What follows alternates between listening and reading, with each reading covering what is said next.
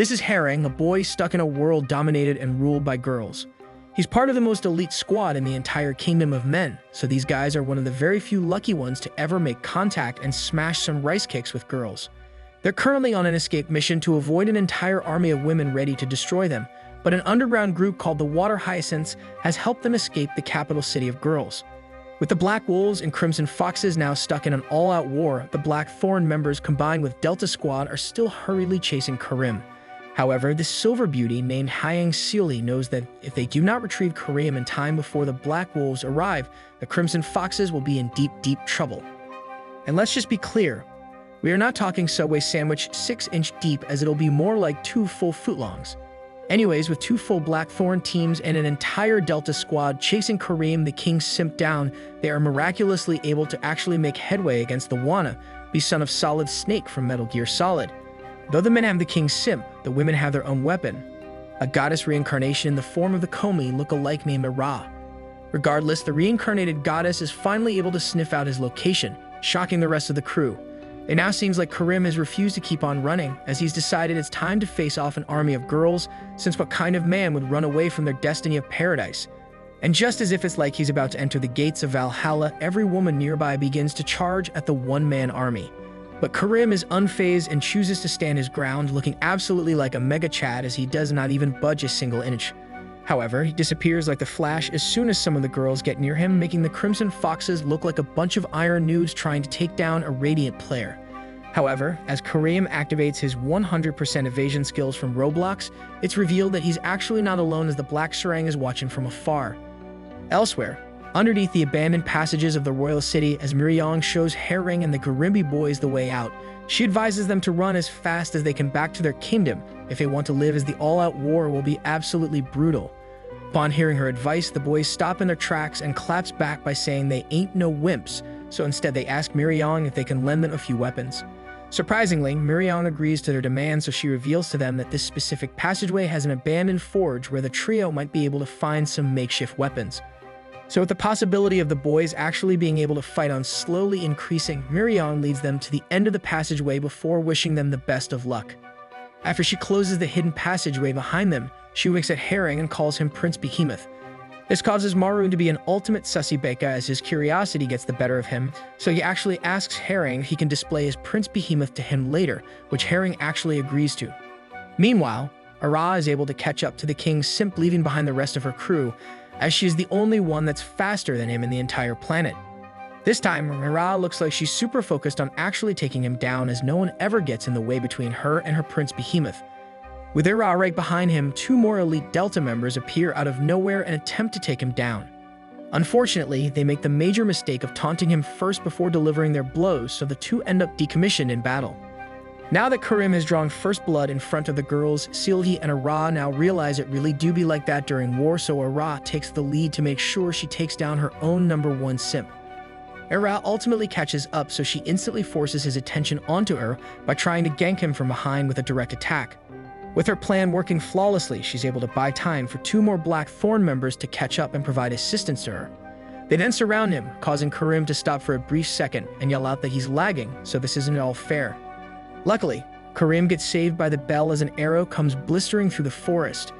In an instant, the tide turns, as the arrow is actually Sova's ult, so Sova is able to land 2 direct hits with a single arrow on 2 Black Thorn members surrounding Karim. Suddenly, the first arrow is followed by another super fast and accurate shot straight at Ara, but since she is the strongest woman on the planet after all, she's able to perfectly parry the unseen arrow last second. Mere seconds after, she uses her keen senses to catch a glimpse of where the arrow was shot from, allowing her to discover that it's actually the Black Serang supporting Karim from afar. Now that the girls know there's at least 2 enemies, the Delta Force gets tasked to chase down the Black Serang, while the rest of the Black Thorn must continue on going after Karim. With all the commotion surrounding the squads, Ara takes a moment to stop as her Ultra Instincts activate, alerting her that something feels super off and it ain't the watermelons. Suddenly, a rain of arrows falls straight at her, as it's the Black Serang trying to slow down the only person stronger than Karim. Seoli then makes a remark that she has a bad feeling about all this, as it seems like they are deliberately being led on a wild goose chase by the Black Wolves. Regardless, with everyone continuing on their mission, Ara stays back again to gather some of her thoughts, as she apparently cannot multitask. She then starts talking about how ever since Herring appeared in her life, Both the King of the Wolves and the Queen of the Foxes have achieved what they wanted by scapegoating Karim as the main reason for the war.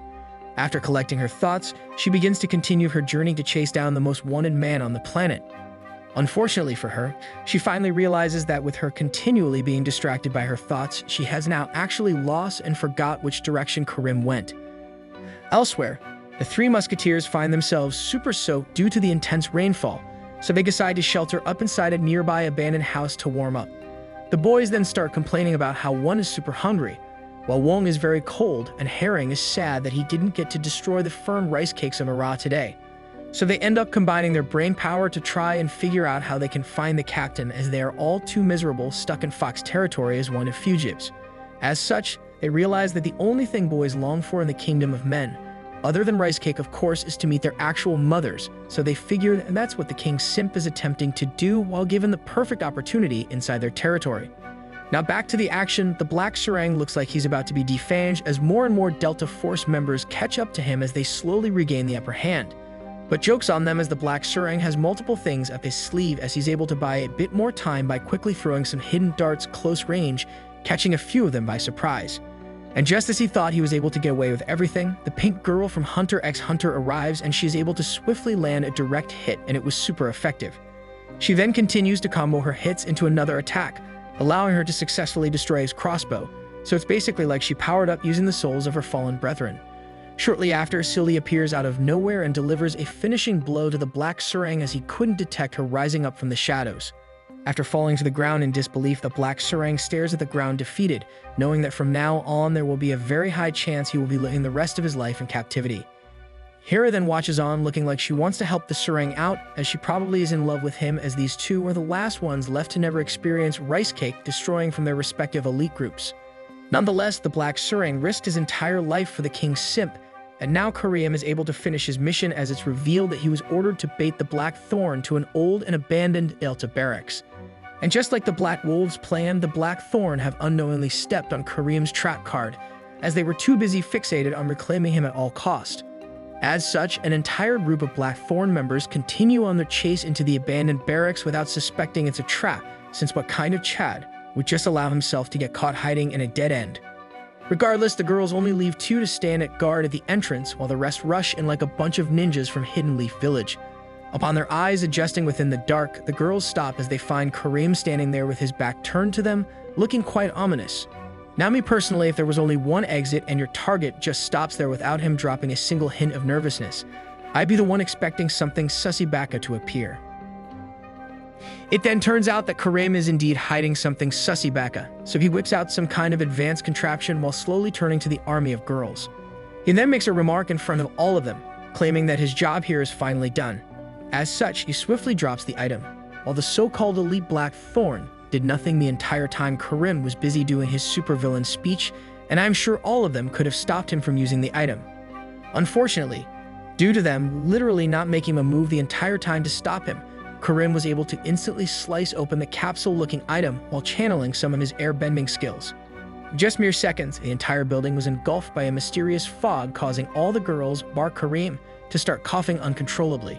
With Karim unaffected, even though he's also breathing in the same air, he's forced to watch as every single Black Thorn member begins to turn red and look super flustered. After a few more seconds pass, every single one of them start to fall on the ground, so it's as if some kind of female-only fume has been unleashed. It was at this very moment that I knew all my homies would hate Karim, as this man has single-handedly used up all his plot armor, just so the author would let him live up to his name of being the ultimate menace to society.